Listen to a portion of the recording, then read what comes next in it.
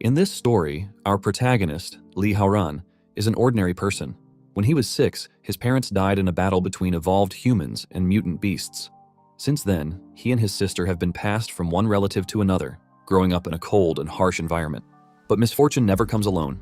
The mutant disease is a unique ailment caused by mutant beasts. Some people cannot withstand the energy of extra-dimensional beings and are gradually corrupted by it, leading to paralysis and eventual death. The erosion process varies from person to person. It can take anywhere from 3 to 5 days or even stretch to 7 or 8 years. However, no matter how long it takes, those afflicted with the mutant disease have no chance of survival. When Haoran learned he had been diagnosed with the mutant disease, he lost all hope. But for his sister and to fulfill his mother's dying wish, he forced himself to keep living. A few days later, on the outskirts of City J, the team leader briefed everyone on their mission. He explained that a few days prior, reports had come in about dozens of level 1 mutant beasts in the area attacking residents. Their task was to infiltrate the beasts' nests and eliminate them completely. Chen Zizhen, a lightning wind user with superior steel evolution, added that level 1 beasts posed no threat to their team. If they followed his orders, they would complete the mission without any issues. Zizhen then asked if there were any questions before they departed. When no one spoke up, they agreed to leave immediately. Before they set off, Zizhen called Haoran aside to remind him that he was the only one on the team who hadn't evolved. He asked if Haoran understood his responsibility as their carrier.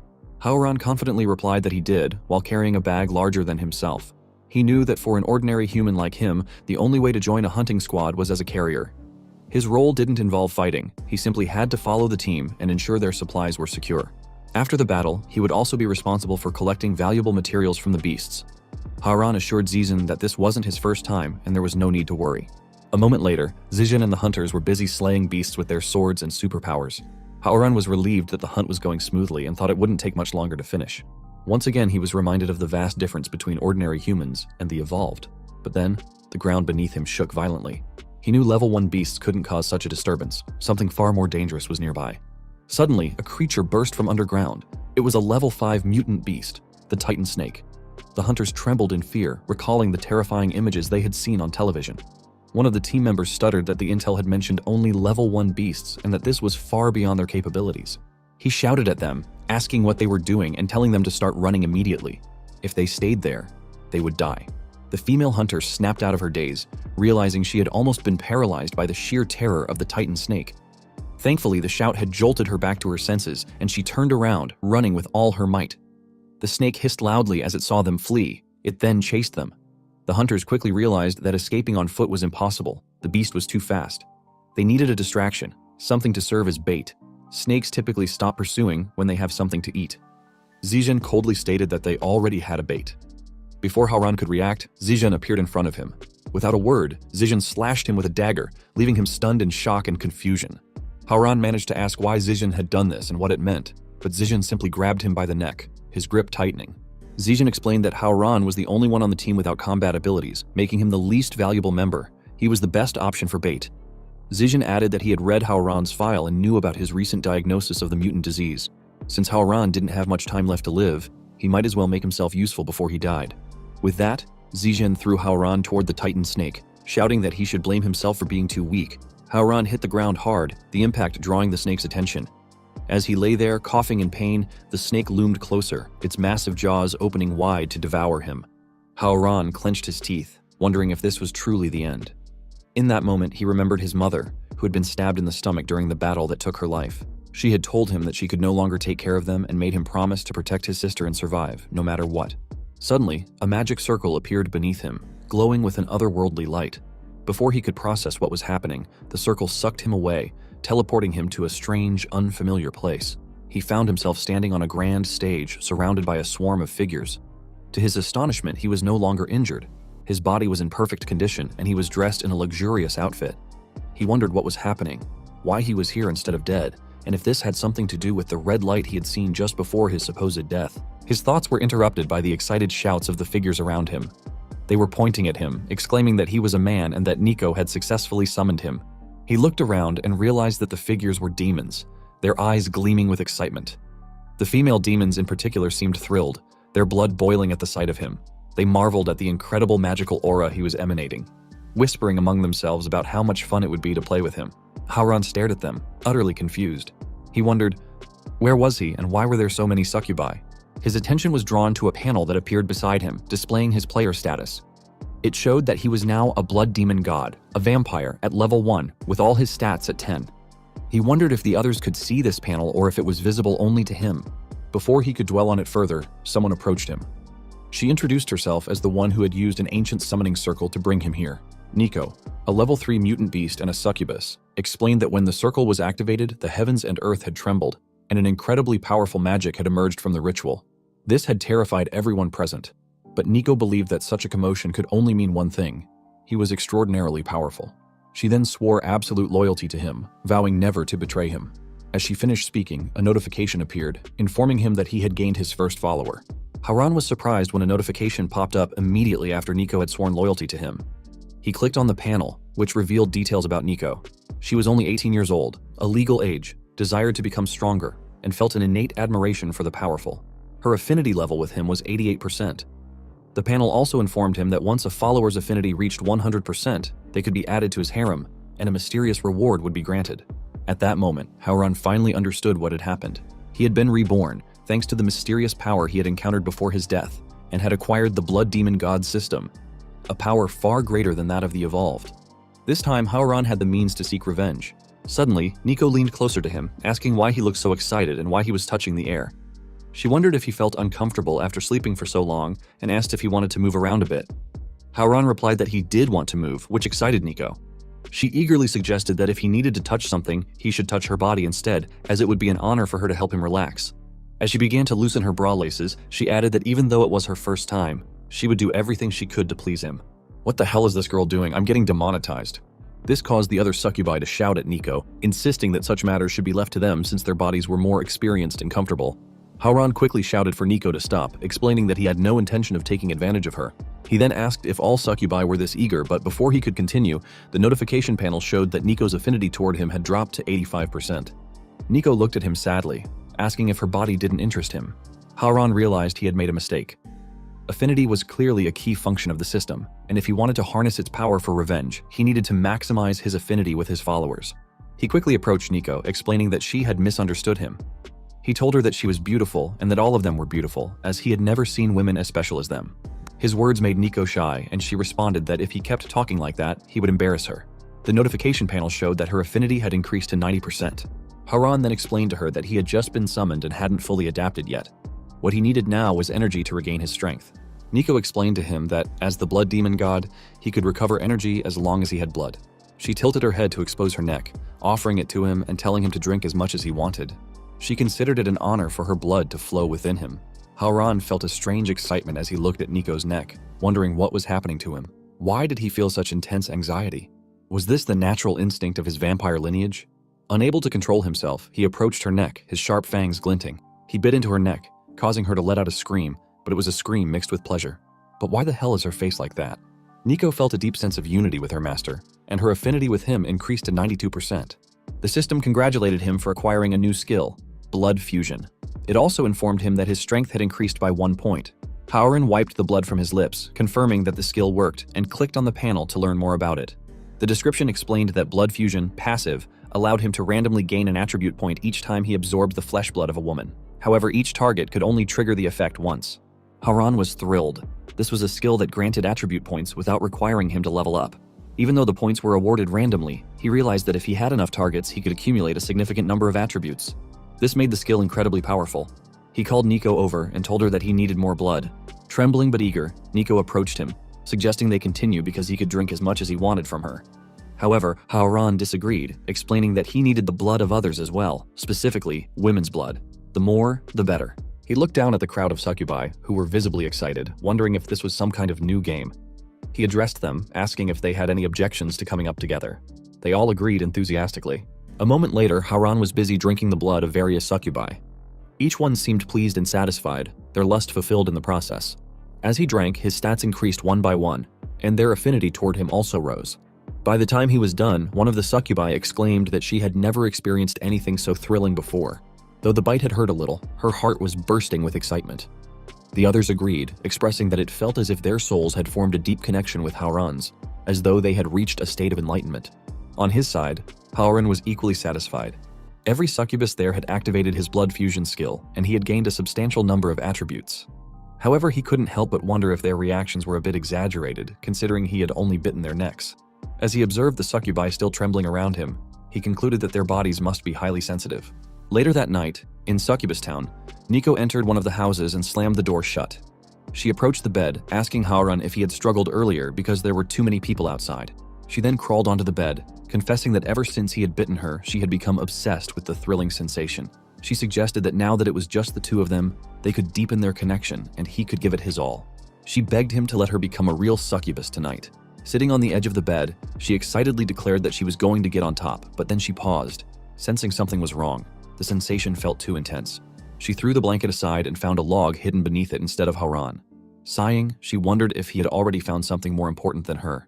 Meanwhile, Haoran was in the cemetery. He noticed that even though he was still only level 1, his attributes had become quite solid after a full day of absorbing blood. He knew the most important thing now was to seize every real combat opportunity, level up, and eventually take revenge on Zigen. He looked around, aware that the cemetery was filled with dark energy. Based on his experience with the hunting squad, places like this were usually inhabited by undead mutant beasts. If he unleashed his magical energy, he should be able to attract them. Haoran released a surge of strong magical energy, shouting for the undead to come out and face him. His energy spread throughout the cemetery, successfully rousing the undead from their tombs. They emerged, demanding to know who had disturbed their eternal rest. Smoke slowly formed into humanoid shapes, revealing level 1 mutant beasts known as faceless specters. They were furious that Haoran had disrupted their slumber, and one of them rushed at him, intent on killing him. However, Haoran effortlessly punched it, causing its face to explode. He taunted them, asking how a level 1 mutant beast dared to try to kill him. Enraged, all the faceless specters charged at him, shouting for him to die. Haoran calmly punched one, his fist piercing through its stomach, and slammed another back into its tomb. With each kill, his experience points increased and he leveled up. He continued to punch and throw the specters aside, chasing down those who tried to flee in fear. His level and experience points kept rising until he unlocked a new skill, Crimson Flash, which allowed him to perform 2 short dashes within 5 seconds. A moment later, Haoran caught his breath, exhausted but exhilarated. He wondered if this was what it felt like to fight mutant beasts the way the Evolved did. The notification panel informed him that he had reached level 8 and prompted him to assign his attribute points. Around him, the faceless specters lay dead. Haoran felt a surge of pride. He was no longer the despised baggage carrier. He knew that strength, endurance, and agility were the attributes that would benefit his combat the most. Considering his new skill, Crimson Flash, he decided to allocate his points to strength and endurance, a reasonable distribution. However, the system suddenly issued a warning, startling him. He turned around just in time to see a level 2 mutant beast, the Butcher, swinging its massive sword at him from behind. Fortunately, Haoran managed to jump away, landing safely at a distance. He noticed that despite its enormous size, the Butcher wasn't slow at all. Suddenly, a Kusarigama whizzed toward him from the side, but he leaped into the air to avoid it and created more distance. Haoran observed that while the faceless specters' names had appeared in green, indicating they posed little challenge, the Butcher's name was in yellow. He wondered what this meant. Was the Butcher a formidable enemy for him? As the Butcher advanced, Haoran steeled himself. Fate had given him a second chance, and no matter who stood in his way, he would defeat them. He prepared to face the 2 butchers in front of him. One of the butchers furiously launched itself at Haoran, attempting to slice him in half. Haoran dodged the attack and used his Crimson Flash skill to swiftly appear at the butcher's side. He kicked the butcher's head but was surprised by how tough it was. He realized that punches and kicks alone wouldn't be enough to deal significant damage. Suddenly, the chains of the Kusarigama wrapped around him. Luckily, he dashed away just before they could caught him, landing safely at a distance. It had been a close call. Haoran noticed that the 2 butchers worked together seamlessly, making them a troublesome duo. However, he was relieved that he had managed to rip a weapon off one of the butcher's backs, a broken iron sword. Though the sword was damaged, he thought it would suffice as long as the fight didn't drag on. He dashed forward, approaching the butcher from behind. The butcher saw him coming and immediately raised its massive sword, swinging it down at him. Haoran blocked the strike with his broken sword, confident in his strength. With 80% of his attribute points allocated to strength, he knew he could hold his own in a direct confrontation. With a forceful push, Haoran threw the butcher's sword aside and shouted at it to get out of his way. The butcher stumbled back, momentarily disoriented. Haoran suddenly appeared above it, taunting it by asking where it was looking and telling it that it was already too late. With a fierce shout, he plunged the iron sword into the butcher's head, causing blood to splatter everywhere and killing it instantly. The system notified him that he had leveled up twice and gained 10 attribute points. Haoran was amazed. Had a single monster really allowed him to level up twice in a row? He realized that fighting challenging enemies was far more rewarding. The system also informed him that he had reached level 10 and, as a reward, unlocked a new skill, Blood Interment. This skill invoked a blood swamp in the target area to slow enemies and fired blood blades to severely wound them. The remaining butcher screamed in rage upon seeing its companion killed. Haoran jumped down to face it, asking mockingly if it hurt to see its companion die. He noticed that the butcher's name now appeared in green, indicating it was no longer a significant threat. He declared that he would send it to join its companion immediately. The butcher angrily threw its kusarigama at him, but Haoran easily dodged, tilting his body to the side. He taunted the butcher, saying it had gotten slow. As the kusarigama comes back toward him, Haoran bent down to avoid it, all while explaining to the butcher that although his combat experience was limited, his time as a carrier had allowed him to witness many battles. This made the butcher's movements easy to predict. Haoran's red eyes glowed as he glared at the butcher, declaring that he would finish it off with his new skill. He activated Blood Interment, and a pool of blood formed beneath the butcher, shocking it. Sharp blood spikes rose from the pool, piercing through the butcher's body and killing it instantly. The system notified him that he had leveled up again and gained 5 attribute points. Though he had read the description of Blood Interment, seeing it in action left him stunned. It was a brutal and devastating skill. The system also awarded him a new title, Undead Killer. This title granted him an additional 5% damage against undead enemies, which amazed him. Hours later, as the sun began to rise, Haoran was still in the cemetery, staring at his status panel. He knew the risks he had taken were worth it. Gaining such an upgrade in just one day was incredible. He felt confident that if he maintained this pace, he would soon catch up to Zijin, who held the rank of Superior Steel. Suddenly, the system notified him that his daily mission had been generated and must be completed on time. Curious, Haoran clicked on the panel, eager to see what the mission entailed. The notification revealed that before the next dawn, he must absorb the fresh blood of at least one character of the opposite sex to activate the blood fusion skill. Each character could only activate blood fusion once. The system warned him that if he failed to complete the mission in time, 5 attribute points would be randomly deducted. Haoran wondered what kind of mission this was. Was drinking women's blood daily a characteristic of being a vampire? He thought the penalty of losing 5 attribute points was far too harsh and questioned if the system was scamming him. Just yesterday, he had already drunk the blood of all the succubi in town, and now he was being given the same mission again. Where was he supposed to find another woman in the middle of this wasteland? Then, an idea struck him. He turned to the corpse of a faceless specter, which had the perfect form of a woman. Even though he had already killed it, it was still a female ghost, and a ghost technically counted as a woman. That meant her blood should suffice. He opened his mouth, revealing his sharp fangs, and bit into the female specter. However, the notification immediately informed him that the target's blood was rotten and could not activate blood fusion. Haoran wondered if this was because the specter had been dead for too long. He lifted another faceless specter, confident that at least one of them would work. He began biting and sipping the blood of every dead faceless specter, but the notification kept showing the same message. Their blood was rotten and could not activate blood fusion. Frustrated, Haoran guessed that it must be because these creatures belonged to the undead race, meaning their blood was never fresh to begin with. He realized he had been too impulsive in absorbing the blood of all the succubi the previous day. In desperation, he unleashed a surge of strong magical energy, shouting that he needed women and demanding to know where else he could find them. Meanwhile, in Nico's house, Nico was lying on the bed enjoying the lingering scent of Haoran. Even though he wasn't there, his presence still felt real to her, as if she were lying in his arms. It was a comforting feeling, but then she suddenly sat up, sensing something. The sensation was coming from Haoran, and she could tell that he needed her, urgently. Elsewhere, on a deserted road, a car was speeding through the wasteland. The man in the passenger seat asked the driver if they had taken the wrong path. They had been searching all day and still hadn't found what they were looking for. The driver replied that the previous day, a unique magical energy had appeared for just an instant, and he was certain it had come from this direction. The driver added that the energy was exceptionally rare, suggesting it must belong to an extremely rare mutant beast.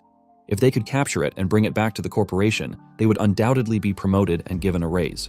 The man, however, reminded the driver that if the creature was as rare as they thought, they knew nothing about it. If they couldn't handle it, they might end up in serious trouble. The woman in the back seat interrupted, criticizing the man for his cowardly attitude, which she said didn't align with the fearless spirit of their company. She asked if the corporation had taught him anything. The man immediately apologized to their team leader, explaining that he was just concerned because they hadn't informed the corporation about their actions. The team leader, Li Shuer, a Polar Rose and leader of the 4 Evolved team from Hongcheng Corporation, reassured him. She told him not to worry because she would handle everything. As long as she was there, nothing would go wrong. She added that they weren't the only ones who had sensed the magical energy, so they needed to act quickly to get ahead of the competition. A moment later, in the forest, a car screeched to a halt in front of Haoran. He wondered if the occupants were humans, and if, by chance, there was a woman inside. Exactly what he needed. A man stepped out of the car, asking the driver if Haoran was the one they were looking for. The driver confirmed it, explaining that Hauran's magical energy matched the reaction they had detected earlier, though it was surprisingly weak, barely at level 2. Hauran was annoyed to see that the newcomers were men, and quickly realized they had come to hunt him. Suddenly, Shur stepped out of the car, her red heels clicking against the ground. As a lower gold rank evolved, she observed Hauran's attire and concluded that he resembled a mutant vampire beast, a rare and odd sight. However, she dismissed him as insignificant, noting that he was only a level 2 mutant beast, not even worth her time. She ordered her 2 subordinates to finish Hauran quickly and toss him into the trunk. Hauran, however, was relieved to see a real woman. But his relief was short-lived as he noticed her red title, indicating she was a gold rank evolved. In his current state, he knew he stood no chance against her. He also observed that her subordinates were superior bronze rank, evident from their pink titles. While they weren't easy opponents, Hauran knew he couldn't just stand there and do nothing. Using his Crimson Flash skill, Hauran disappeared in an instant, shocking the men. He reappeared behind Shur, moving so fast that she was startled. She couldn't believe a level 2 mutant beast could move with such speed. Before she could react, Hauran wrapped his arms around her, causing her to blush in confusion. He then wrapped his legs around her waist, pressing himself against her. Shur froze, unsure how to respond. She had never been in such a situation before. The men shouted furiously, demanding that Hauran get away from their leader. They yelled at him, asking what he thought he was doing. Shur, still flustered, looked back at him and asked what he meant by this and why he was hugging her. Hauran opened his mouth, apologizing as he explained that he had no other choice. Before she could react, he bit into her neck and began to suck her blood. The notification panel immediately popped up, informing him that his daily mission had been completed. His strength increased by 1 point.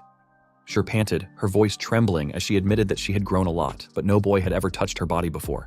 She softly called out to him, but then, in a sudden burst of emotion, she released a powerful surge of magical energy that threw him backward. She shouted at him, telling him not to be so excessive. Hauran slammed into a nearby tree and collapsed to the ground. He groaned, insisting that he didn't think he had been too excessive, and that she was talking as if she truly hated him. Shur turned to face him, her eyes blazing with anger. She shouted that he had not only touched her body, but also left a mark on her neck, which was absolutely unforgivable. The only way she could calm her anger, she declared, was by turning him into an ice sculpture. However, the notification panel contradicted her words, showing that her affinity level toward him had increased to 30%. Hauran couldn't help but laugh, teasing her that she was tough-mouthed but soft-hearted. He claimed he had seen right through her, which made Shur flustered and shouted at him to stop talking nonsense, insisting that she wasn't all talk. Hauran felt a glimmer of hope. If she didn't truly intend to kill him, he still had a chance to escape, but his relief was short-lived. A fiery card came rushing toward him and he barely had time to react. Fortunately, Shur noticed it in time and intercepted it before it could hit him. She furiously demanded to know if this was an ambush and shouted for the enemy to stop hiding and show themselves. 2 men emerged from the bushes, one of them chuckling as they called Shur a fierce woman. They told her not to get so worked up, claiming they had no bad intentions. The first man, Yuen, a superior gold rank evolved, explained that he had only seen her hesitate to attack and wanted to lend her a hand.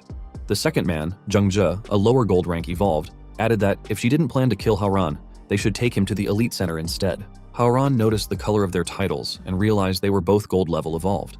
He wondered why they were all after him and sensed their determination to finish him off that day. However, Shur wasn't having it. She questioned whether they were truly from the elite center and declared that they wouldn't lay a finger on Hauran, even in their dreams. She informed them that Hauran had been marked as prey by the Hongcheng Corporation first, meaning handing him over to the elite center was out of the question. Hauran, seizing the opportunity, chimed in with a smirk. He told Shur that only a beautiful, noble, and cold woman like her had the right to possess him, and those 2 men weren't worthy. His words caused Shur's affinity level to increase again, much to her embarrassment. She shyly but firmly told the men that Hauran was already theirs, and if they wanted to touch him, they would have to go through her first. Hauran praised Shur's overwhelming presence, telling her that just by her aura alone, the 2 men had already lost. This caused her affinity to increase to 45%. Hauran praised Shur's 2 companions, noting that they were quite attractive and strong. He asked if he was right in thinking that such impressive men couldn't possibly lose to those 2 repulsive types. The men agreed proudly, declaring that in the Hongcheng group, they feared no one. One, however, sighed, thinking it was a pity that their negotiation had failed. He ordered Zhe to go ahead. Zhe immediately threw a swarm of magical cards, shouting that they had already given Shur and her team a chance, and now they were asking for trouble. Zhe, unfazed, raised her hand, summoning a cold wind that easily stopped the cards from getting any closer to Hauran. She then pointed at Zhe and activated her snowstorm skill. Snow began to float around them, and Zhe found it incredibly annoying.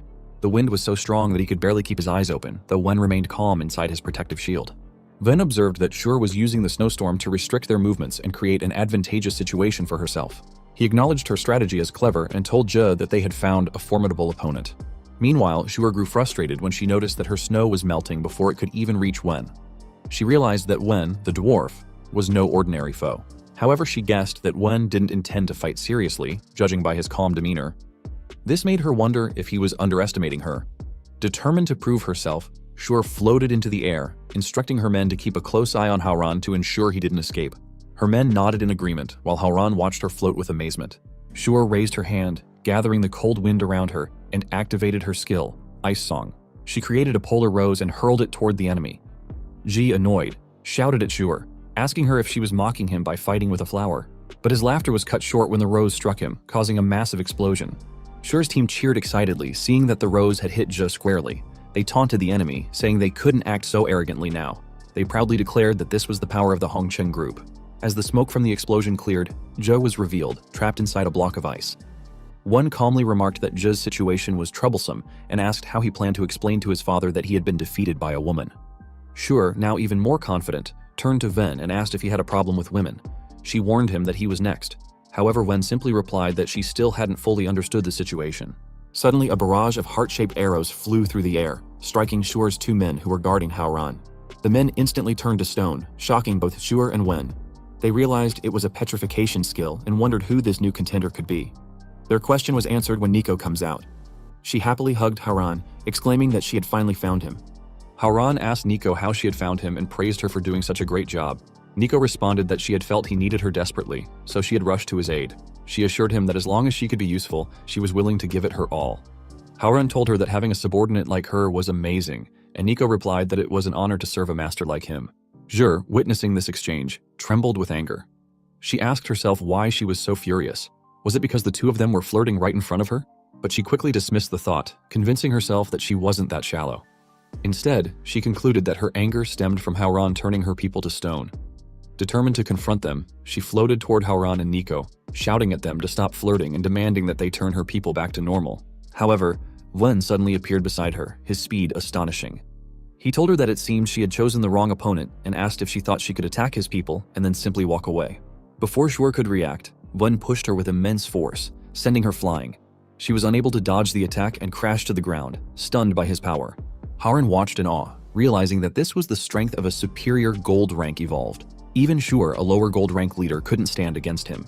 He knew that neither he nor Nico were a match for Wen. As Wen began walking toward them, Haoran remembered the system's mention of a secret reward if a follower's affinity reached 100%. He decided that if they were to survive, he would have to bet everything on this chance. Meanwhile, Nico stood her ground, determined not to back down in front of Haoran, even though she knew the enemy was strong. Wen released a surge of magical energy, declaring that he had come for the rare blood beast, but was pleasantly surprised to find a succubus as an added bonus. He excitedly shouted that his luck was incredible, knowing that if he brought them back, his father would finally see him in a new light. Wen taunted them, telling them not to be afraid because it would be quick and painless. Nico immediately retaliated, throwing her heart-shaped arrows at Wen. However, Wen dashed forward with his shield raised, effortlessly blocking every arrow. He mocked Nico, calling her pathetic and shouting that they couldn't even handle Hongcheng's trash. Suddenly, one appeared in front of Nico at blinding speed, telling her that her attacks didn't even tickle him. Just as Wen was about to grab Nico, Haoran used his Crimson Flash skill to appear in front of her, surprising Wen. Before Wen could react, Haoran and Nico escaped using the skill. Wen was left stunned, unable to believe that they had disappeared so quickly. He wondered how a mere level 2 beast could be faster than his eyes. Haoran, now hiding behind a bush, realized he had already used 2 flashes and had no more ways to escape. He knew he had to unlock the secret reward before Wen noticed them again. However, he was puzzled. Why hadn't Nico's affinity increased yet? Was the system too slow to react? Nico apologized to Haoran, feeling useless and swearing that from that day on, she would work harder to prove her worth. Haoran leaned closer to her, telling her that this wasn't the time for apologies. He moved even closer, his lips nearing hers, which made Nico panic. She wondered if it was appropriate to share such a moment in the middle of a battle, but she quickly decided not to overthink it. If Haoran desired it as his follower, it was her duty to please him. She accepted his kiss, and in that moment, her affinity with him increased to 99%. As they were lost in the moment, Shuer noticed them and was furious to see them enjoying themselves in the middle of a battle. Wen, too, shook with anger, questioning whether a beast was still just a beast and accusing them of hiding to kiss during a fight. He released an even stronger surge of magical energy, demanding to know if they would have started mating if he had arrived a little later. Wen swore to reduce their bodies and souls to ashes. Howran, sweating in worry, realized he was still short by 1% affinity. He asked himself if it was still not enough to unlock the secret reward. Before he could dwell on it further, Wen rushed at them in a rage, shouting for them to die. Howran panicked, but fortunately, a wall of ice suddenly blocked Wen's path. Wen furiously demanded to know why there were so many obstacles in his way. He quickly realized it was extreme ice protection and turned to Shure, warning her that he hadn't killed her earlier only out of respect for the Hongcheng group. He told her not to misunderstand his patience. Shure, however, responded calmly, questioning whether someone like Wen would ever let an enemy live. She firmly declared that the vampire was her prey and no one else's. Inside the ice prison, Nico's affinity reaches 100%. She feels overjoyed that Horan kissed her in the midst of the battle, and the warmth of the moment makes her feel like melting. The system notifies Horan that he has unlocked a secret reward, granting him permission to use the bloodthirsty beak once. By activating it, Horan will unlock all the attributes and abilities of the blood demon god for a duration of 10 minutes. Outside, the ice prison begins to crack, and a powerful surge of magical energy erupts into the sky. This sudden development shocks Wen and Shure. Horan steps closer to Wen, glaring at him. With a new look, he reminds him that if he isn't going to turn him into dust and ashes, and dares Wen to try. Wen stammers in disbelief. He questions how this is possible, pointing out that Horan was supposed to be just a level 2 beast. He can't comprehend why Horan now wields such terrifying power. Horan, now fully in control, mocks Wen, asking if he's too afraid to move. He reminds Wen that he had given him a chance, but Wen failed to take it. Without hesitation, Horan activates his Devil's Hand skill, using it to drag Wen closer. Wen struggles helplessly, unable to control his body, and trembles in fear as Horan tightens his grip around his neck. Desperate, Wen begs for his life, admitting his mistakes and pleading repeatedly for mercy. Horan, however, coldly reminds Wen that he wasn't so polite before. Wen coughed up blood, admitting that he had been a fool who failed to recognize true greatness and had been too arrogant. He begged for forgiveness, but Howran responded coldly, stating that the scene felt all too familiar. He recalled how he too had once been treated like trash, discarded without a second thought. Howran pointed out that Wen was a registered evolved from the elite center, which made it even harder for him to forgive. With a swift motion, Howran threw Wen into the air and delivered a powerful punch to his stomach, sending him crashing to the ground. The force of the impact dragged Wen across the ground, breaking it in the process before he pierced through a block of ice and smashed into the earth. As the smoke cleared, Wen was revealed lying hopelessly on the ground, severely injured. Howran looked at his hand, wondering if this was what it felt like to stand above everyone else. He realized that the power of the blood demon god was truly extraordinary, leaving him in awe and making him question if he would ever fully master such power. Meanwhile, Shure stood in stunned disbelief. She wondered if Howran was still the same little vampire who had bitten her earlier. Had he been hiding such terrifying power all along? Nico, still trembling, thought Howran was inconceivably powerful, truly worthy of being the master she had chosen. Suddenly, Ji managed to free himself from the ice trap. Arrogantly, he declared that his earlier capture had been a momentary lapse and that he was now serious. However, he noticed Howran holding his coat in a peculiar posture and questioned what it meant. Before Ji could react, Howran activated his Red Storm skill, summoning a swarm of bats that rushed toward Ji. Ji screamed in disgust, demanding the bats to leave him alone, but they continued to swarm him relentlessly. Within seconds, the bats flew away, leaving behind nothing but Ji's skeleton, which collapsed to the ground. The notification panel repeatedly informed Howran that he had leveled up and gained 25 attribute points. He examined his new skill, Red Storm, which summoned a swarm of bats to attack enemies, dealing massive damage. Howran was amazed that he had leveled up 5 times at once, realizing that gold-level enemies provided an impressive amount of experience. He also noted that he had permanently unlocked a new skill, further solidifying his growing power. Wen, who had just witnessed Howran effortlessly kill Ji, once again begged for forgiveness. Howran flew closer to Wen, asking him to repeat what he had said because he couldn't hear him clearly. Wen stammered that he didn't want to die and pleaded for his life, mentioning that his father was the president of the elite center. He promised that if Howran let him go home, he would give him anything he wanted. Howran aimed his hand above Wen and told him that he would help him go home. Wen, trembling, thanked him profusely, calling him a great person and vowing to repay him somehow. Howran responded that there was no need for repayment, as he was simply someone who enjoyed helping others. With that, he forcefully threw Wen into the sky, telling him to have a good trip. Shure and Nico watched in shock as Wen was hurled through the air. Shure noticed that the direction he was thrown in led straight to City J, making her wonder if Howran was truly sending Wen home. Wen's body pierced through a mountain on the way and was flung directly into the city, crashing through a massive building. The notification panel informed Howran that he had leveled up 5 more times and gained 25 attribute points. Howran guessed that Wen had arrived home safe and sound. While he was pleased with the level up, he thought the experience gained should have been even greater. He speculated that the higher his level, the more experience he would need to progress further. Howran then turned his attention to Shure, staring at her intently. Shuer stuttered, asking what he planned to do and if it was her turn now. However, Howran ignored her and instead addressed Nico, telling her that there was something he was curious about and that he needed her cooperation. Nico responded eagerly, assuring him that he could do whatever he wanted with her. Howran activated his soul resonance skill, connecting with Nico. A powerful energy began to gather inside her, causing her to panic. She asked what was happening, as all her energy seemed to be concentrating in her chest, and it felt like something was about to emerge. She expressed discomfort, questioning if her chest was hiding something so large, and if it was his sacred sword. Slowly, the sword began to emerge from her chest, causing Nico to cry out that it was too big and beg Howran to take it out. He grabbed the sword's handle, holding Nico steady as he reassured her that this was the result of their soul resonance and there was nothing to worry about. He asked her to hang on a little longer. Moments later, he successfully pulled the sword out of her and raised it proudly. Howran recognized that the soul resonance skill could only be activated when a follower's affinity reached its maximum. Through this resonance, a special piece of equipment materialized from the follower's body. He identified the blade as the Blood Blade Bredso, a powerful weapon that Nico had gifted him through their connection. Shuer couldn't believe what she was seeing. Howran had pulled a weapon from Nico's chest, leaving her stunned. She questioned whether he really needed a weapon to defeat her, given his overwhelming strength, and wondered if he was using the sword specifically to humiliate her before finishing her off. However, Howran simply shouted at her to stop overthinking and swung his sword in her direction. In an instant, her clothes shattered into pieces, leaving her standing in her undergarments. Shuer looked down in confusion, feeling an unexpected freshness on her skin. She blushed deeply upon realizing her state, shouting at Howran that he was playing dirty. She demanded to know if he was going to kill her or tear her apart, urging him to get it over with. She asked why he had taken off her clothes, but Howran calmly told her that words were enough. He explained that what had just happened was a small test and warned her that if she didn't want to end up like the others, she should follow him to a secluded grove at the back. He had something important to discuss with her. A moment later, in the secluded grove, Shuer stood awkwardly, looking away from Howran. She wondered what he could possibly want to talk about and why he hadn't said anything yet. The fact that he had brought her to such a private place alone made her suspicious. She began to piece things together, recalling how he had spared her life earlier and still hadn't killed her. She concluded that there could only be one explanation. Howran must have fallen in love with her and wanted to take advantage of her beauty.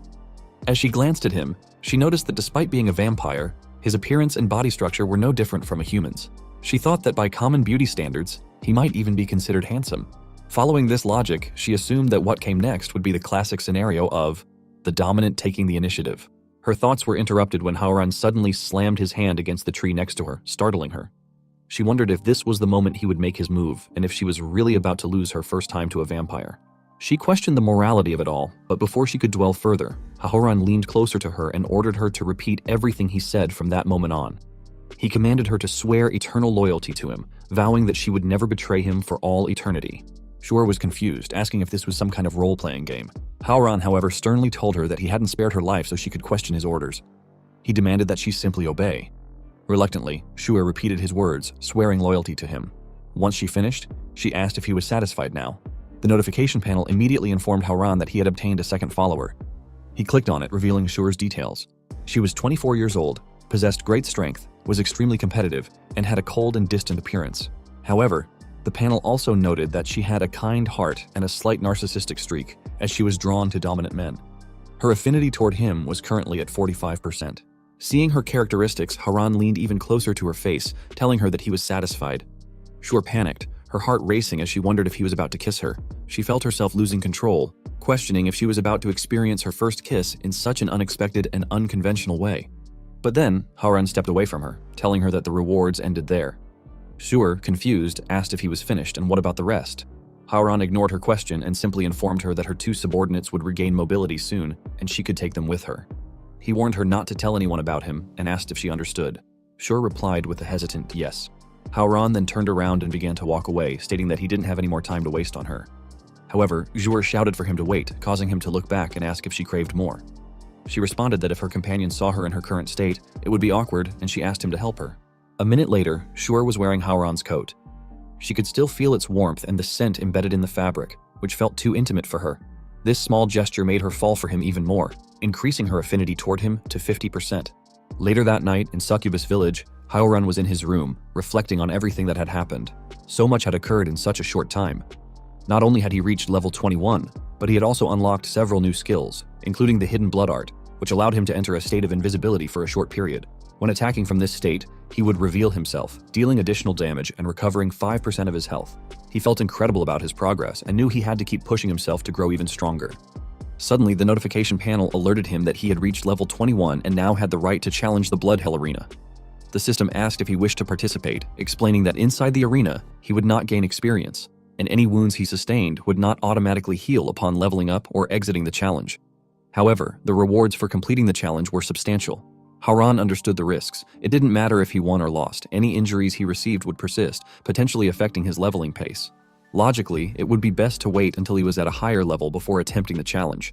But after making so much progress, the thought of waiting felt unbearable. Harem stood up from his bed and ordered the system to open the Blood Hell Arena. He remembered the phrase, "Wealth and power are only obtained by taking risks." And at that moment, he didn't care about anything else. He was ready to face whatever challenges lay ahead. Harem entered the arena and was immediately amazed by the intricate details of the outfit provided to him. However, he noticed that the place didn't look like a combat arena. The notification panel welcomed him to the preparation room and instructed him to select a weapon for combat. Confused, Harem was startled when various weapons materialized around him.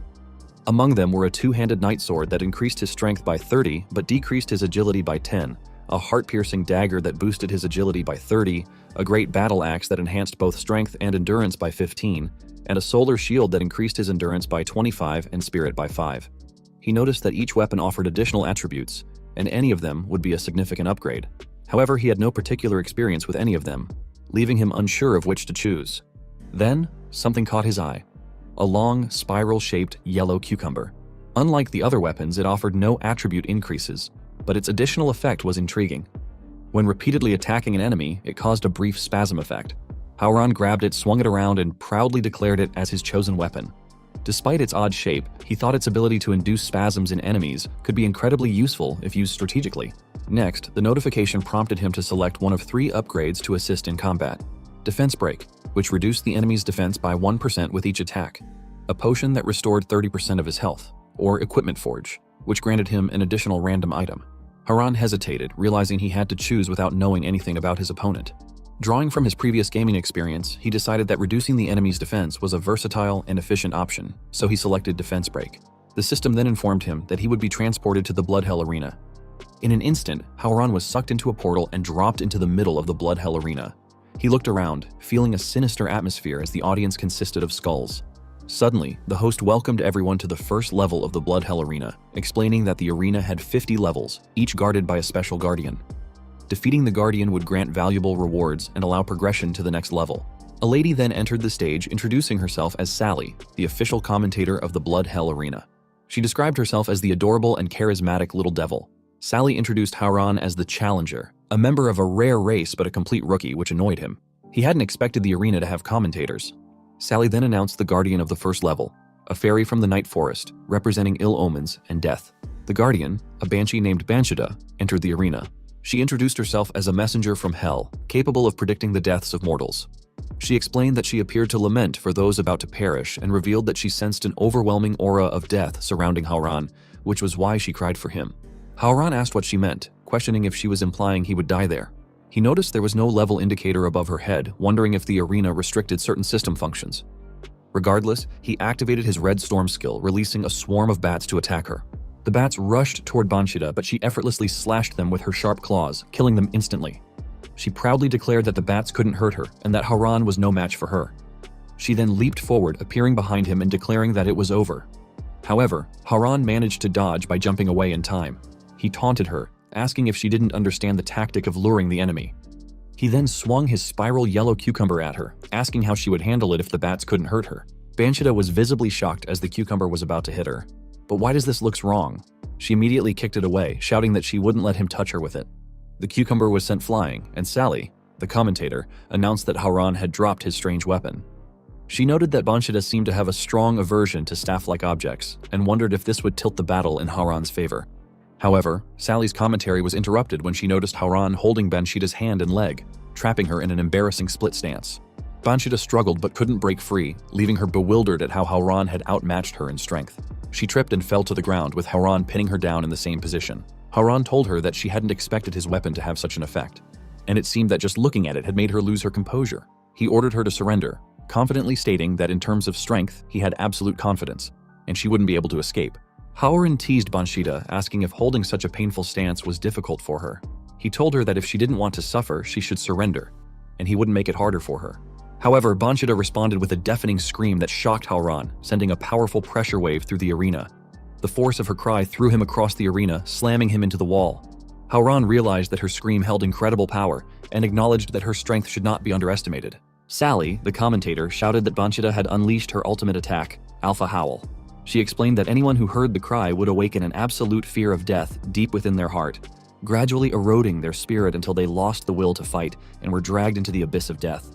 Sally added that if Haoran's mental fortitude wasn't strong enough, he would struggle to withstand the attack. The audience watched as Haoran covered his ears and trembled, prompting Sally to announce that, as predicted, he wouldn't be able to hold on, and the outcome of the fight seemed decided. Meanwhile, Haoran found himself trapped in a mental illusion. A woman appeared before him, asking if he had forgotten her face. Haoran's eyes filled with tears as he recognized her. It was his mother. She called him an idiot for questioning her identity and sweetly told him that her little Haoran had grown into an adult. She asked if the past years had been hard for him and extended her hand, urging him to take it so they could be together as mother and son, never to be separated again. Haoran walked closer to her as she spoke of eternal bliss where they would never part. However, just inches away, he stopped. His mother asked why he hesitated and if he didn't miss her. Haoran responded that death was nothing unfamiliar to him. He had been betrayed by companions, turned into food for a beast, endured an unknown disease with the constant threat of death, and narrowly escaped disasters between mutant and evolved beasts since childhood. He firmly told the illusion, masquerading as his mother, that his real mother had risked her life to save him and his sister. She hadn't done it so he could throw his life away now. With that, he broke free from Banshida's curse, unleashing a surge of powerful magical energy that left Banshida stunned. She couldn't believe he had resisted her alpha howl. Haoran pulled his spiral cucumber from the wall and charged at Banshida again. Sally excitedly announced that Haoran had withstood the alpha howl, proving his mental strength was extraordinary. The fight was becoming more intense.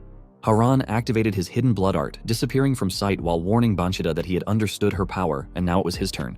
Banshida, shocked by his invisibility, activated her beta howl, releasing a powerful wave of magical energy that swept across the entire arena.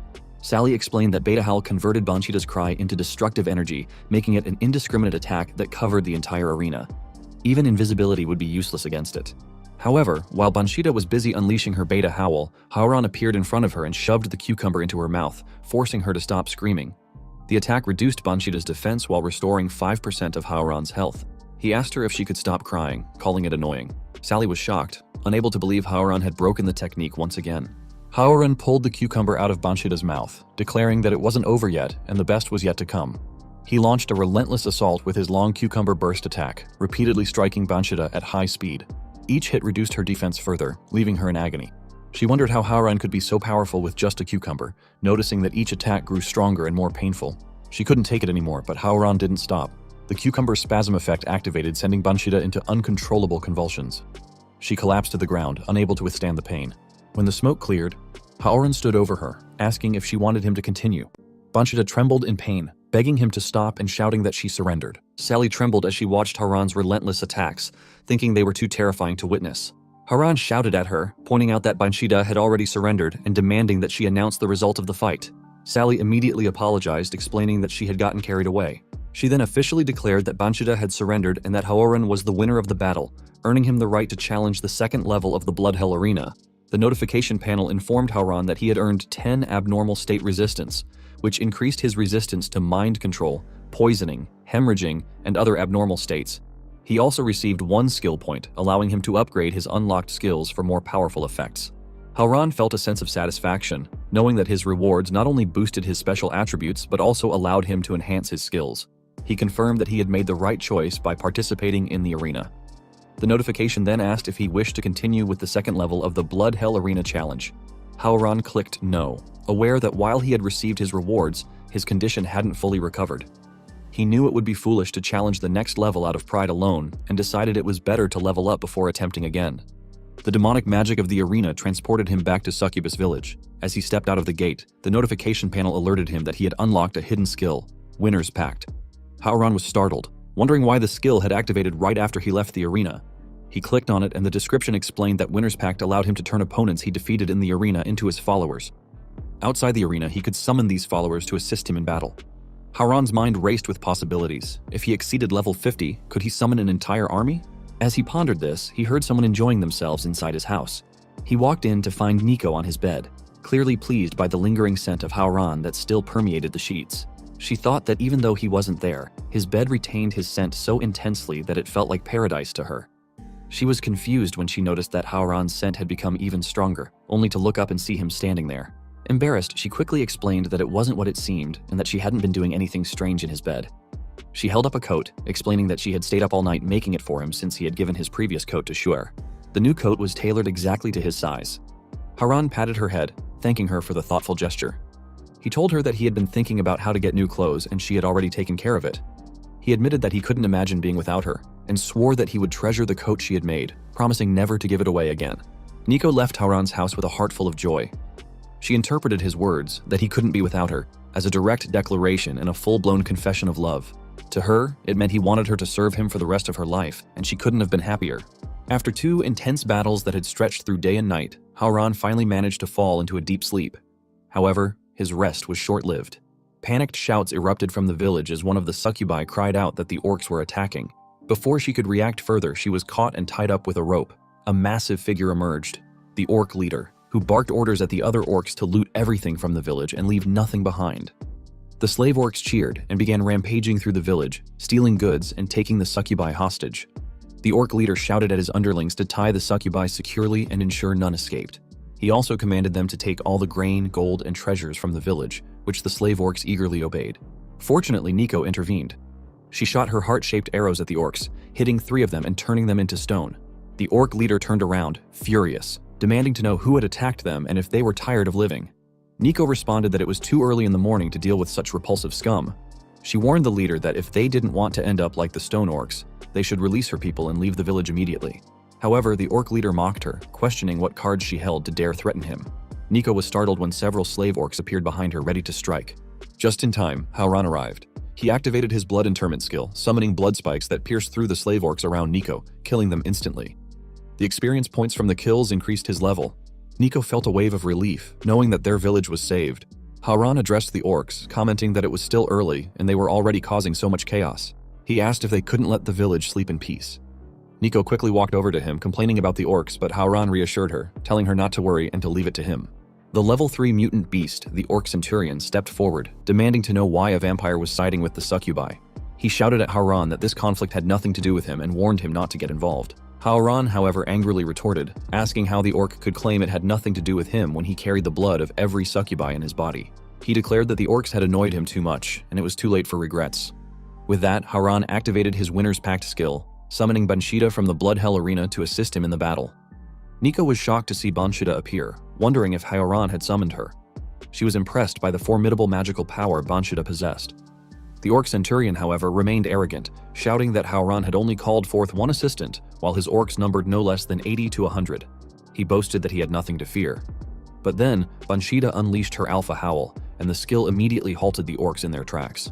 One of the orcs stabbed itself, screaming that it had committed despicable acts and no longer deserved to live in the world, having betrayed its orc ancestors.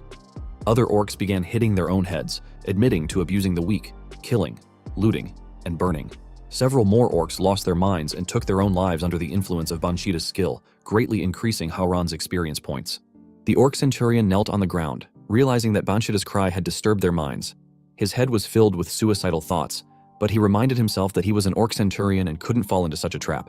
With great effort, he freed himself from the curse, shouting that the honor of the orcs rested upon his shoulders.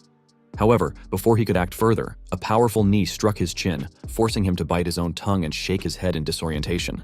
The attack pushed him back as Harem questioned whether murdering, looting, and burning truly represented the honor of the orcs. Harem declared that such honor was too cheap and landed gracefully on the ground after a series of acrobatic moves, leaving the centurion thrown into the air. Harem then activated his Red Storm skill, sending a swarm of bats to attack the centurion. The centurion, though injured, shouted that his defense was top-notch and the bats wouldn't be enough to kill him. He added that if it weren't for Banshida's strange cry interfering, Harem wouldn't be his rival. This only angered Harem further, who reminded the centurion that he had brought an army to attack the village but now expected a fair one-on-one fight. Harem called the centurion naive for such a thought. Banshida then unleashed another alpha howl, and Nico followed up with her loving light projectile skill. Both attacks struck the centurion simultaneously, causing a massive explosion. When the smoke cleared, the centurion was severely injured. Harem declared that being lenient with the enemy was being cruel to oneself. He raised his hand and used his blood interment skill to finish the centurion off. stating that striking while the enemy was weak and finishing them off was the true rule of combat. The notification panel informed Haran that he had leveled up twice and gained 10 attribute points. He assured the succubi that everything was settled and asked if everyone was okay. Nico responded that, thanks to him, the village hadn't suffered significant losses. The succubi who had been tied up only had minor injuries, which were nothing serious. The succubi couldn't help but fall in love with Haran, thinking he was incredible and looked so cool defeating the orcs. They knew those bastards would no longer dare to bother their village and wondered how they could repay him for everything he had done. Haran turned to Bunshida, telling her that it was the first time he had summoned her, but she had performed exceptionally well. He thanked her, acknowledging that her cries had made dealing with the orcs much easier. Bunshida shyly responded that serving him was an honor, and as his humble servant, she would give her utmost effort to fulfill his orders. Haran informed Bunshida that if she was truly committed to serving him, she should follow him because he had an important task for her. Bunshida was confused, but agreed. A moment later, deep in the forest, Haran was busy sucking Bunshida's blood. She reminded him that just a few nights ago, he had tortured her with a cucumber, leaving her in a trembling state. She asked why he was now biting her neck and refusing to let go, wondering if this was the important task he had mentioned, satisfying some strange fetish of his. Bunshida admitted that it hurt a lot, but since it was his order, she would endure it until the end. Haran stopped sucking her blood and released her. The notification panel showed that Bunshida's affinity had increased to 50%, and his daily mission was completed, increasing his spirit by 1. He wiped the blood from his lips and explained to her that it wasn't some strange fetish. As a vampire, he needed to drink blood from a person of the opposite sex every day to maintain his energy, making it a vital necessity for him. He then asked her why she had such a weird expression and if she was anemic. Bunshida bent down, trembling uncontrollably in front of him. She explained that ever since their battle in the arena, her body had become abnormally sensitive. Every time she saw him, the memory of how he defeated her replayed in her mind. She added that his recent intimate approach had made her body feel strange again, and it seemed she was about to tremble once more. Overwhelmed, she shouted that she couldn't stand it any longer, calling it unbecoming, and begged him to forgive her for withdrawing. With that, she disappeared, leaving Haran wondering if she was really that sensitive. Later, by the spring, Nico confided in her friend about how Haran had saved their village. She asked how they could possibly repay him. Her friend suggested that the best way to show sincerity was to repay him with their bodies. Nico, however, hesitated, pointing out that Haran seemed solely interested in battle. By his side were already beautiful women like Bunshida and Shur. Moreover, Nico admitted she had no experience with matters between men and women, making her question whether someone like her could ever truly satisfy Haran. Nico's friend asked if she was worried that Haran wasn't interested in her. Nico admitted that she was, explaining that she had tried several times but had never succeeded. Her friend reassured her that securing men was a must-have skill for a succubus, but Nico was too innocent and hesitant to let loose. Her friend then revealed that she had a method to make Haran unable to resist Nico. She instructed Nico to remove her towel, claiming she would show her how it worked. Nico complied, stepping into the spring and declaring she was ready. She asked what she should do next. Nico was shocked when her friend shot a laser at her body. She looked down in confusion, noticing a pink heart-shaped tattoo on her belly. Her friend explained that while Nico's combat talent was superior to others of her race, this marking would help her become a true succubus. Meanwhile, in Haoran's house, he was busy training his body. He knew that the Winner's Pact skill consumed a significant amount of energy, and if he wanted to raise his combat limits, he needed to recover his spirit points. He also understood that physical attributes like strength and endurance could only be maintained through extreme training. Suddenly, Nico entered his house, wearing only a towel. She excitedly told him that she had finally figured out how to reward him. Haran was surprised and asked what had her so excited, but Nico remained silent, her eyes fixed on his sculpted body, which she thought was a true work of art. Unable to contain her excitement, Nico removed the towel, her body seemingly acting on its own. Haran was stunned to see her standing naked before him, noticing the strange marking on her body. However, his abnormal state resistance had reached its limit, immunizing him to the lustful effects of the marking. Nico's friend, realizing she had forgotten something crucial, remembered that if the lustful mark failed to enchant its target, the user would suffer an adverse reaction. She worried that Nico's marking might have no effect on Haran, given that he was the blood demon god, and wondered what would happen next. Back at Haran's house, Nico trembled uncontrollably. She told Haran that she felt unbearably hot, her mind filled with impure images, and something inside her felt like it was about to burst. She begged him to help her, saying she couldn't take it anymore. Haran, concerned, hugged her and told her he understood her feelings but that she seemed out of control. Nico insisted that it didn't matter and that whatever he did to her was fine. Haran kissed her, and that night, Nico's fantasy of being with him became a reality. The next morning, Nico woke up in shock. She felt an endless flow of magical energy surging through her body, realizing her power had reached a new level. She looked at Haran, who was still sleeping beside her, and wondered if this transformation was due to what they had shared the previous night. She was amazed at the incredible effect Haran's body had on her. Gazing at him lovingly, Nico reflected that although her lustful mark had failed, she and Haran had still come together. It felt as if Haran had wanted to devour her completely, an experience of absolute pleasure that left her in awe. A moment later, Haran woke up to a notification from the system. It informed him that Nico had obtained the Blood Demon Essence, which had significantly boosted her attributes and elevated her magical beast level to 4th level lower.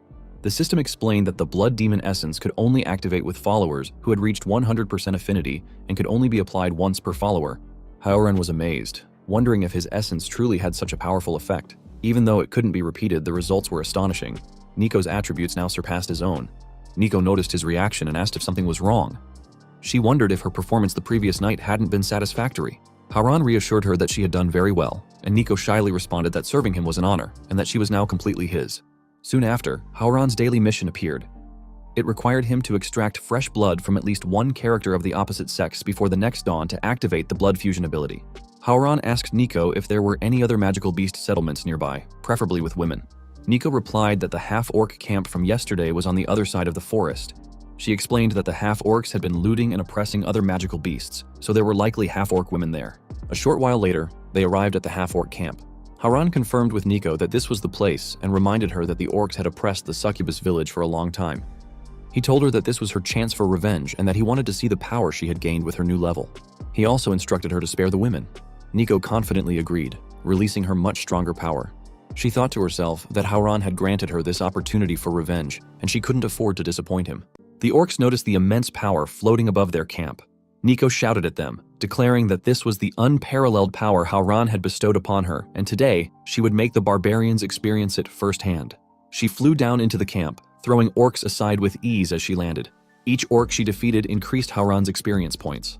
Haran confirmed that it worked similarly to when Banshida had killed enemies with her cries. When his followers defeated enemies, he absorbed the corresponding experience from each target. When the smoke from Nico's landing cleared, it revealed a massive hole in the orc camp. Nico declared that she had come to exterminate the half-orc village in the name of the blood demon god, Haran, and that today was the day of their death. 2 enormous orcs jumped down, weapons in hand, shouting at her that she was just a succubus, but spoke with such arrogance. They mocked her, questioning what kind of blood demon god she was talking about, and if it could possibly be stronger than their centurions. Nico grabbed both orcs by their faces and slammed their heads together. She gathered her magical energy, telling them she had waited for this moment for a long time. She created a whip, declaring that she would show them the traditional secret technique of the succubus race, a perfect method to end their lives. With that, she leapt into the air, her whip trailing behind her. Confidently, Nico challenged the orcs to come at her together. As they floated toward her, she activated her passion whip skill, smashing every orc that approached. Each defeat increased Haran's experience points significantly, leveling him up and boosting his attribute points. Haran checked the system and saw that he had reached level 25, unlocking a new skill. He realized that with Nico's help, leveling up was much more efficient. Curious, he checked the new skill, Night Affinity. This skill increased his movement speed by 30% at night or in dark environments, and his attacks would apply hemorrhagia, causing enemies to lose 1.5% of their max health per second. Haran thought that from now on he would fight only at night, truly embracing his identity as a vampire. Meanwhile, Nico stood atop a pile of dead orcs, taunting them and calling their power disappointing. Suddenly, a female half-orc appeared, furious, shouting at Nico not to get too cocky and vowing to teach her a lesson. Before the orc could act, Haran used his Crimson Flash skill, appearing behind her in an instant. The orc was stunned, wondering when he had arrived. Haran opened his mouth, revealing his sharp fangs, and told her he wouldn't hold back. He bit her shoulder, causing her to scream in pain. The notification panel informed him that he had completed his daily mission, increasing his strength by 1. Minutes later, the battle against the half-orc camp concluded. Nico had killed 178 enemies and captured 30 female half-orcs. Haran praised Nico for her excellent performance, noting that since ascending to the 4th level, she had become truly formidable. Nico humbly disagreed, crediting her growth to his teachings. Haran then turned his attention to the captured orc women. He told Nico that with her current mana level, she should be able to extend the petrification effect of her heart arrows. He ordered her to take the prisoners to the village and petrify them for preservation, as he would need them later. Nico agreed without hesitation. Haran thought to himself that while the orcs' appearance was questionable, they were still of the opposite sex. If he kept them well and fed on one each day, he wouldn't have to worry about daily missions for a month. Nico then presented him with a pearl she had found, guessing it was a rare item and offering it to him. Haran accepted it, and the system identified it as a magic breath pill. Consuming it would increase his mana capacity and hide his magical presence, preventing detection from outside sources. Haoran decided that when he returned to City J, the Evolved wouldn't be able to detect him if he consumed the pill. Without hesitation, he swallowed it, feeling confident that he now had enough power to reunite with Zijin. The next day, after completing his daily mission with the half-orc prisoners, Nico asked why he was leaving and if she had done something to displease him. Haoran reassured her that everything about her was perfect and that he was very pleased with her. He explained that he had personal matters to attend to in City J and would be gone for no more than a few days. He told Nico that he was leaving Banshida under her command and instructed her not to sit idle while he was away. She was to clear out all beasts within a 10-kilometer radius of the village and, if she found female beasts, follow the usual procedure. Nico confidently agreed, and Haoran turned to leave, waving goodbye as he told them he had given them all the necessary instructions. Banshida asked Nico why Haoran had to go to City J and who he would meet there. Nico simply replied that Haoran's thoughts were not something they could dare to guess. Later that night, in a neighborhood of City J, Shur was in her room hugging Haoran's coat. She confessed to herself that since their last meeting in the forest, she hadn't been able to stop thinking about him. The next morning, Shur was sleeping on top of Haoran's coat when she heard heavy breathing nearby.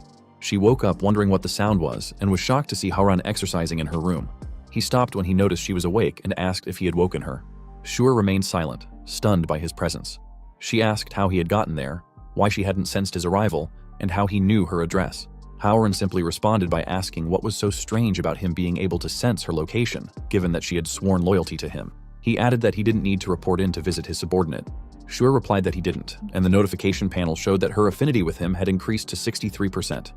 Haoran explained that he had come to see her because he needed her help. He asked her to gather information about Chen Zijin, an evolved of the upper steel rank at the Elite Center. He wanted to know what Zijin's latest mission was. Shur assured him it wouldn't be a problem, as she was a team leader at the Hongcheng group and had enough connections to obtain the information. Haoran then mentioned that there was something else that intrigued him. She told him to speak freely, as she wouldn't hide anything from him if she knew the answer. He reminded her that the previous night she had slept hugging his coat and had murmured his name in her sleep. He asked what kind of dream she had been having. Shur blushed deeply, unable to respond. The dream had been vivid. She had been sitting on Haoran's lap, demanding that he repay her for their encounter in the forest, and things had escalated from there. Fortunately for her, her alarm clock rang at that moment. She immediately stood up, excusing herself by saying she was going to be late for work. She promised that the results of his request would be ready by the time she finished her shift, then hurried away without answering his question. Haoran was left surprised by her reaction, guessing that her dream must have been quite intense. Later, in the underground parking lot of the Hongcheng group, Shur had just finished her shift. She walked toward her car, still embarrassed about the previous night, and wondering how she was supposed to face Haoran now. She guessed he was probably laughing at her in her house. Suddenly, two men approached her, blocking her path. One of them explained that they wanted to ask her a few questions. He reminded her that a few days ago, a strange burst of magical energy had occurred on the outskirts of City J. His brother Yu Wen and his partner had gone to investigate but were both killed. His brother's corpse had even been thrown onto the Elite Center building. The man identified himself as the young master of the Elite Center and a legendary rank evolved. Yu Wu added that he understood Zhuer and her team had also gone to investigate the magical anomaly. He pointed out that his brother, Wen, an evolved of the superior gold rank, hadn't even had a chance to survive. He then asked her why she and her team were unharmed. Zhuer angrily retorted, questioning what he was implying and if he was accusing her of killing his brother. She thought to herself that the situation was becoming complicated, especially with Wu, a legendary rank evolved present. Wang Meng, an evolved of the upper gold rank and a fire bull, stepped forward, telling Wu not to waste words with Zhuer. He claimed that if she didn't feel the weight of his punches, she wouldn't reveal the truth. Without warning, Meng leaped forward and launched his fire explosion fist at Zhuer. She quickly blocked the attack with her ice abilities and managed to avoid it safely. Furious, she asked if this was the style of the Elite Center, and if they thought they could act so arrogantly just because they had a legendary rank evolved with them. She reminded them that they were in a Hongcheng group building, meaning there were many of her allies upstairs. If they wanted to fight, she was ready.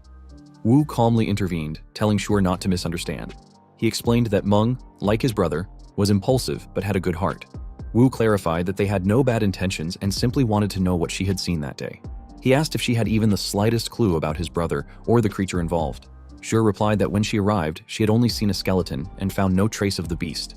She asked if he was satisfied now, to which Wu replied yes and thanked her for the information.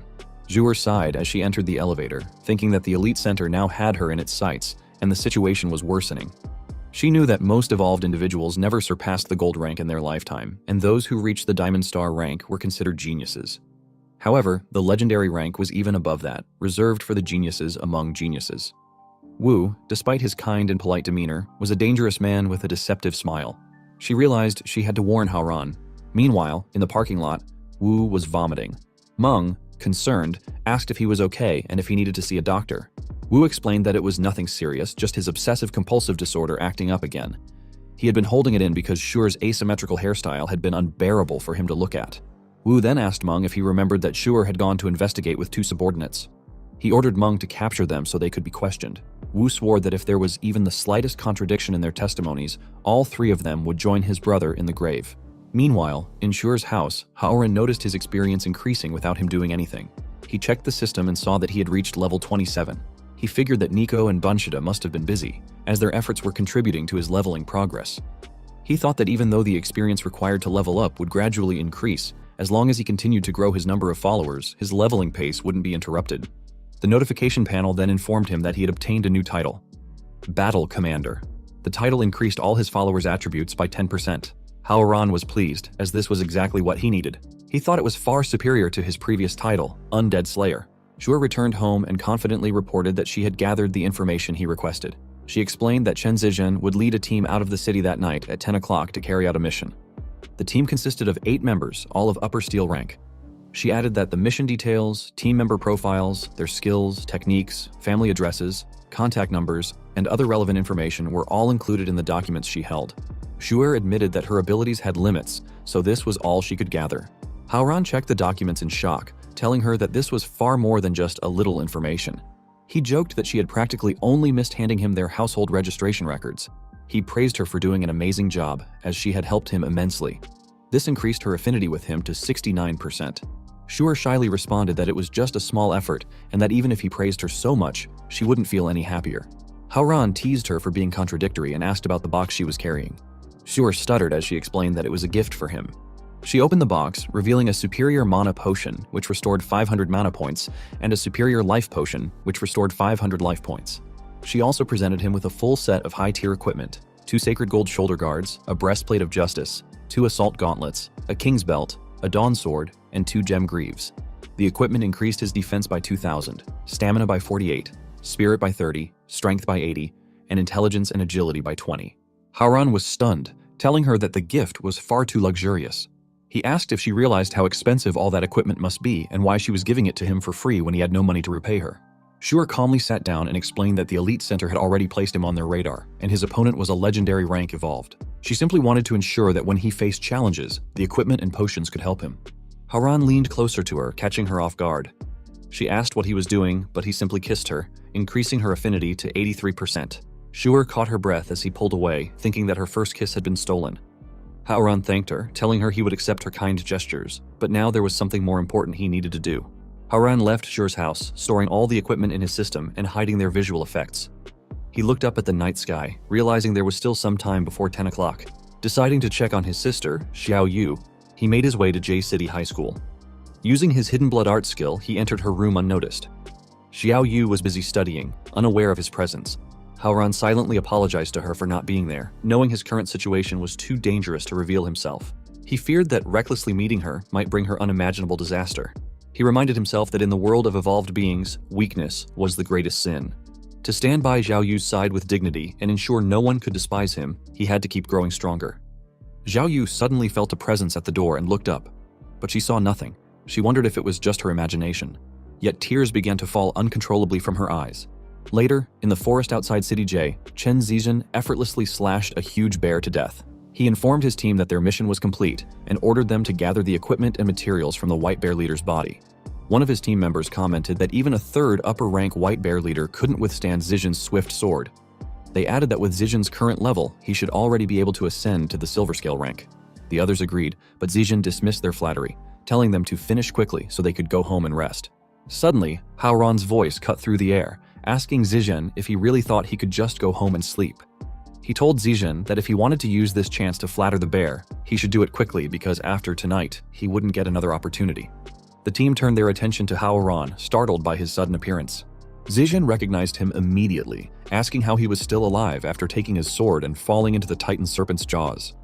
Haoran replied that nothing was impossible in this world, just as he had never believed someone could stab their own teammate without hesitation. He declared that he had come to make Zijin pay with his life. One of Zijin's team members laughed, asking if Haoran was out of his mind. He pointed out that Hauran wasn't even an evolved being, yet he expected Zijin, an upper steel rank evolved, to pay with his life. The man mocked Hauran, asking if he had dressed up as Dracula or something.